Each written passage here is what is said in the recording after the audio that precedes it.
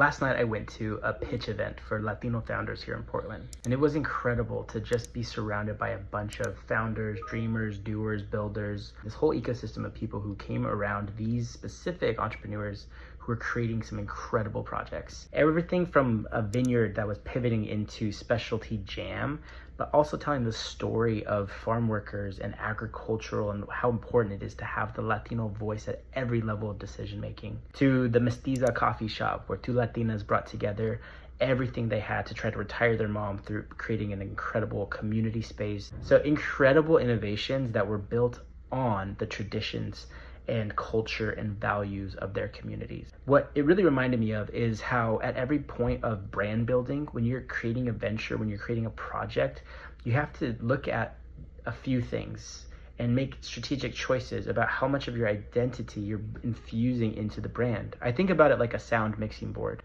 where you have spirituality. Is your spiritual traditions and community in the foreground or in the background, driving your values, or is it really a flagship component of your brand?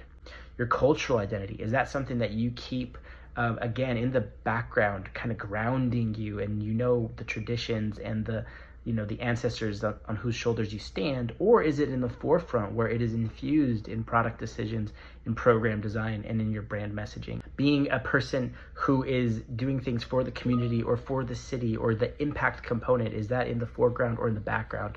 All of those choices are strategic and really shape the brand perception, could influence the business model and the product design and all of those things. But more importantly, what I saw last night was how important it is to own those parts of yourself, your culture, your community, your background, your identities, your traditions, as a key voice at the table of your project, of your venture making, because it matters whether or not it is on the website and it is a key component of your messaging. It's still there. So if it's in the background, it's still influential, and there's resource to draw from it. Also, to just embrace it for the gifts it brings, for the stories that it continues or is a part of, and find your people. That's what I really, last night, I'm looking at this pitch event and seeing just the incredible energy and the funding and the support and camaraderie that is so needed when you're trying to create something that the world needs. You need a people to be with, a people to support you, to revert back to you. Yes, this is the way, keep walking.